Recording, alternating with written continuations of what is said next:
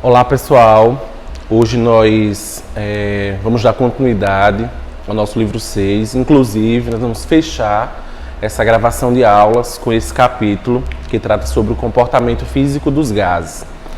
Nesses dois últimos capítulos nós vamos estar trabalhando com o estudo dos gases de uma forma geral. Nesse primeiro momento nós vamos tratar sobre os condicionamentos que envolvem as transformações gasosas que envolvam massa fixa e aqueles também que não envolvem massa fixa.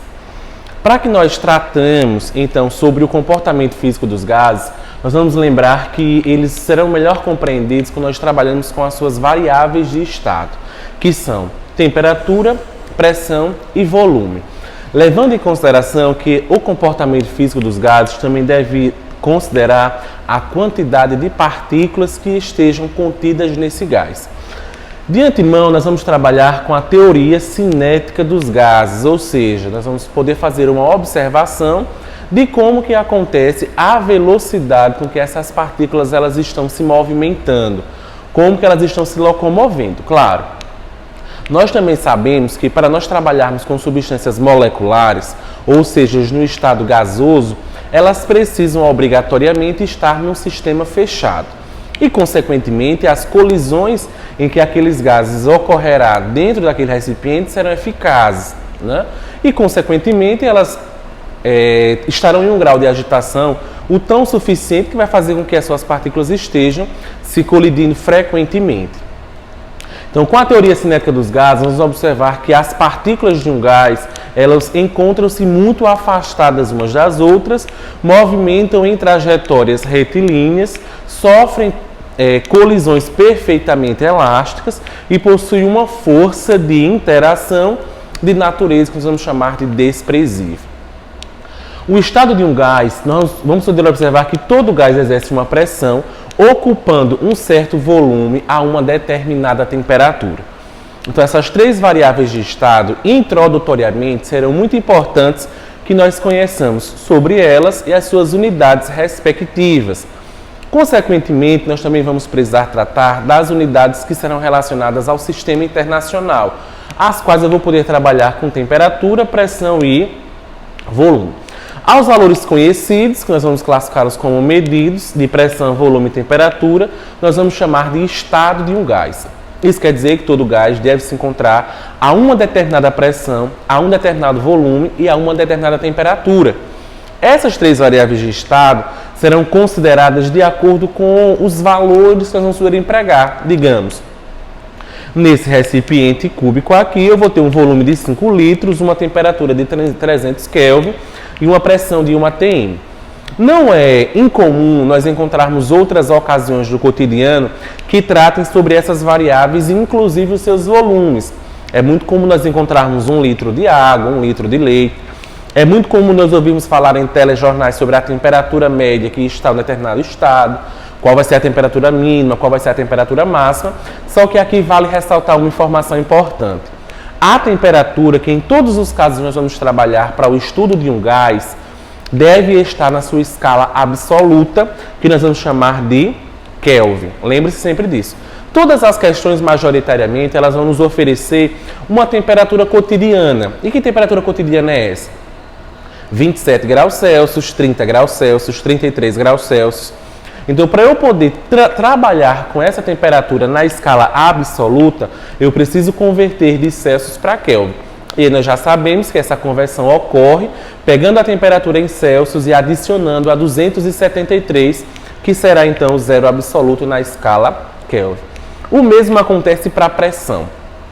Não é incomum também nós falarmos no cotidiano sobre as ocasiões que englobam pressão, né?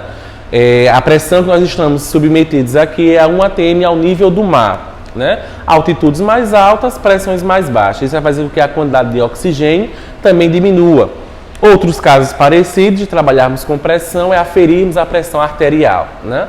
Onde ocasionalmente pessoas jovens diagnosticam isso, que vão a uma unidade de saúde e observam que a sua pressão está a 120 milímetros de mercúrio por 80 milímetros de mercúrio, né? Vulgarmente chamado de 12 por 8. É uma outra unidade que vamos poder aplicar a pressão. As variáveis de estado de um gás, como eu já disse, nós vamos poder considerar as três, tá? Tem pressão, tá? Volume e temperatura, tá? Os valores de pressão, volume e temperatura não são constantes. Isso quer dizer que pressão, volume e temperatura são as variáveis que determinam o estado de um gás. Então, se eu quiser modificar o estado físico do meu gás, eu preciso modificar pressão, volume ou temperatura, que isso nós já conhecemos. E revisando, né? Os estados físicos da matéria se quantificam quanto às fases de agregação daquele sistema material. Sólido, líquido e gasoso. Do sólido para o líquido, do líquido para o gasoso, do sólido para o gasoso, as substâncias precisam absorver energia para poder mudar de fase. Do gasoso para o líquido, do líquido para o sólido, do gasoso para o sólido, as substâncias necessitam liberar energia para que isso ocorra. Quando eu quiser mudar o estado físico de um gás, eu preciso modificar uma das suas variáveis, que pode ser pressão, pode ser volume ou pode ser temperatura, tá? Aqui estão valores e unidades às quais nós, em alguns dos casos, vamos trabalhar com essas unidades, tá? Pressão, nós vamos trabalhar com, geralmente, uma unidade comum, que é o ATM, que indica atmosferas. Mas nós também podemos trabalhar com mmHg, que indica milímetros de mercúrio, ou então kPa, que indica K Pascal. Cada uma dessas três unidades relativas à pressão, elas têm valores que são idênticos, tá? Isso quer dizer, por exemplo, que um ATM equivale a 760 milímetros de mercúrio. E caso, por exemplo, nós tenhamos duas pressões que estejam em unidades diferentes, obrigatoriamente, nós vamos precisar converter para uma das unidades, que geralmente vai ser ATM. Para o volume também é comum nós trabalharmos com a unidade de litros, mas alguns autores trazem mililitros, decímetros cúbicos, centímetros cúbicos. Então, estas também são outras unidades que relacionam o volume.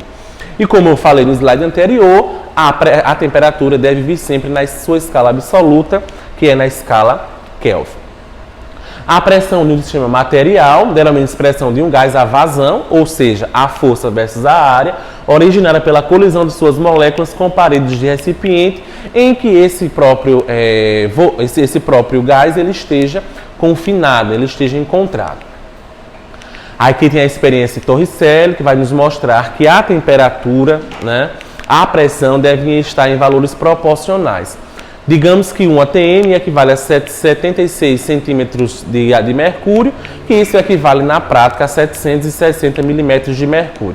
Um ATM também equivale à unidade em K Pascal, tá? Que equivale a 101,3 kPa, que são unidades que são constantes. Ou seja, se nós precisarmos transformar de ATM para mmHg, é essa relação. Um ATM equivale a 760 milímetros de mercúrio e um ATM também equivale a 101,3 kPa, que indica K Pascal. Caso nós precisemos então fazer essas conversões, as unidades de regra de 3 serão sempre estas. O volume de um determinado gás vai ser o espaço ocupado por ele, né? E isso equivale a dizer que 1 litro equivale a 1000 ml e 1000 ml equivale a 1000 centímetros cúbicos. O mesmo que nós falarmos que 1 ml é igual a 1 centímetro cúbico e o mesmo que falarmos que 1 litro equivale a 1 decímetro cúbico. São unidades que também são proporcionais. Para a temperatura, nós vamos observar que nos trabalhos científicos a unidade de escala para eles vai ser sempre na sua escala absoluta, que é Kelvin, né? Então, para eu converter na temperatura Celsius, que é uma temperatura mais cotidiana, para Kelvin, eu preciso adicionar a 273 a temperatura que esteja na escala Celsius. As transformações gasosas. Nós vamos trabalhar agora com 3 formas introdutórias que caracterizam as transformações gasosas que envolvem massa fixa, tá? O que é que acontece? Como nós estamos trabalhando com as variáveis de estado, pressão, volume e temperatura, essas transformações gasosas também vão manter constante uma das variáveis, além da massa, tá? Nas 3 primeiras formas que mantém uma variável constante e na 4ª fórmula que não mantém variável constante, elas todas vão manter a massa constante. Por isso, transformações gasosas que envolvem massa fixa. Numa primeira transformação gasosa, nós vamos chamá-la de transformação isotérmica, né? Então, como eu já mencionei, uma das variáveis de estado para as 3 transformações iniciais manterão uma das variáveis constante. Numa transformação isotérmica, o termo iso indica igual e térmica relaciona a temperatura. Quer dizer que numa transformação que envolve massa fixa do tipo isotérmica, mantém a temperatura constante, modificando apenas a pressão e o volume. Logo que vai manter obrigatoriamente a sua massa fixa. Isso vai fazer com que a temperatura inicial e as temperaturas finais sejam sempre iguais, porque a temperatura não deve mudar, tá? T1, T2 e T3, percebam que é igual a 300 Kelvin. Quer dizer que a temperatura não sofreu oscilação. Se a temperatura manteve-se constante ou se o meio manteve-se isotermicamente, quer dizer que a temperatura é constante. Ou seja, temperatura constante, eu não vou precisar utilizar a temperatura nesses meios. O que vai ser modificado apenas é a pressão e o volume. Por isso que numa transformação isotérmica, eu só vou precisar trabalhar com a temperatura, com a pressão e o volume. Vale ressaltar que a pressão e o volume, nesse sentido aqui, são inversamente proporcionais. Percebam o gráfico, tá? Se a pressão inicial aumentou, consequentemente o volume inicial diminuiu. Se a pressão inicial diminuiu, quer dizer que o volume inicial aumentou. Essas relações que nós vamos ter aqui serão diretamente proporcionais. Essa lei de Pauli-Marinetti quer dizer que é uma transformação isotérmica. Isso quer dizer o quê? Que a pressão inicial vezes o volume final devem ser iguais à pressão final vezes o volume final. Lembrando, a mesma unidade que eu trabalhar com a pressão inicial deve ser a unidade da pressão final. A mesma unidade que eu tiver para o volume inicial deve ser tratado para o volume final. E isso nós vamos poder observar matematicamente, primeiro resolvendo a multiplicação dos termos e depois resolvendo com uma regra de 3 mais comum. Numa outra transformação, eu vou chamar de isobárica, tá? Nas transformações isobáricas, nós vamos perceber que a pressão inicial é igual à pressão final. Volume inicial e volume final estão variando, temperatura inicial e temperatura final também estão variando. Percebo que nesses casos aqui eu mantive a pressão constante. Então, se eu mantenho a pressão constante, eu não vou trabalhar com os dados que envolvem a pressão. Por isso que eu só vou trabalhar com volume e temperatura. E nesse caso vale ressaltar que o volume versus a temperatura serão diretamente proporcionais. Se aumenta um, aumenta o outro. Se diminui um, diminui o outro. Mantemos constante a pressão e modificamos a temperatura absoluta e o volume de uma massa fixa de um determinado gás. Percebam aqui nesses momentos, né? Pressão inicial 2 atm, 2 atm, 2 atm. Os volumes tendem a aumentar ao mesmo tempo que a temperatura também tende a aumentar. Volume e temperatura absoluta são diretamente proporcionais. Nós vamos chegar na chamada lei de Charles. Só vale ressaltar um momento. Na transformação isotérmica, nós vimos que P1 vezes V1 é igual a P2 vezes V2. Em todos os momentos do estudo de um gás, nós vamos introdutoriamente trabalhar com esses dois momentos. O momento inicial e o momento final. Então, se eu estou trabalhando com volume e temperatura, eu vou precisar fazer essa observação. Volume inicial sobre a temperatura inicial vão ser iguais ao volume final sobre a temperatura final. Lembrando que a temperatura deve estar na sua escala absoluta, né, que deve estar em Kelvin, e o volume inicial deve ter a mesma unidade que o volume final. Caso não tenha, nós vamos precisar fazer uma adequação conforme a questão nos solicite esses termos. Nesse outro caso aqui, eu vou ter P1 4 atm, P2 2 atm. V1 6 litros, V2 6 litros. Percebam, já encontrei unidades iguais, né? Já encontrei valores iguais para o volume. Isso quer dizer que o volume, nesses casos, vai ser constante, né? Então, se o volume é constante, eu vou dizer que essa é uma transformação isocórica, que em alguns livros também vai nos trazer o termo de isovolumétrica, tá? Isocórica e isovolumétrica quer dizer a mesma coisa, quer dizer que elas mantêm o volume constante, né? Mantém-se o volume constante, ou seja, nós não vamos trabalhar com volume porque o volume ele não foi alterado. Quer dizer que a reação ocorreu com volume de 6 litros e terminou com volume de 6 litros, permanecendo inalterado. Para esses casos, nós vamos trabalhar com a pressão e a temperatura, né? Já que o volume permaneceu inalterado. Pressão vezes sobre a temperatura também serão diretamente proporcionais. Se aumento a pressão, aumento a temperatura. E essa chega numa lei chamada de lei de Gay-Lussac, né? Lembre-se que Gay-Lussac foi o que trabalhou com as substâncias simplesmente no estado gasoso. 3 formas, tá? Nós podemos observar: isotérmica, isocórica e isobárica, tá? Todas as 3 formas manteve uma das variáveis constante. Agora nós vamos pegar todas as variáveis e empregar numa única forma. A esta única forma nós vamos chamar de equação geral dos gases, tá? A equação geral dos gases trabalha semelhantemente às outras 3 transformações, com uma diferença. Ela vai reunir as 3 variáveis: pressão, volume e temperatura, tanto nos seus momentos iniciais quanto nos seus momentos finais. Mas percebam que aqui, mais uma vez, nessa transformação a massa ainda é fixa. Então, para eu trabalhar com a equação geral dos gases, eu preciso ter noção de que eu vou trabalhar com pressão inicial, volume inicial e temperatura inicial. Isso vai ser igual à pressão final vezes o volume final sobre a temperatura final. Vale ressaltar mais uma vez que tanto as pressões, os volumes e as temperaturas nos seus momentos iniciais devem ser iguais às unidades dos seus momentos finais, tá? Geralmente as questões nos trazem os dados iniciais. Um determinado balão se submeter a determinado processo. Então, esse é um dado inicial. Mas lembre-se que pode haver questões que nos dê primeiramente o momento final. Depois de 1 hora de voo, aquele determinado balão teve a determinada pressão, determinado volume e solicita algum outro dado. A interpretação da questão deve ser um dado primordial para esse caso. Então vamos lá. Então, as 3 unidades devem estar nas mesmas unidades, tá?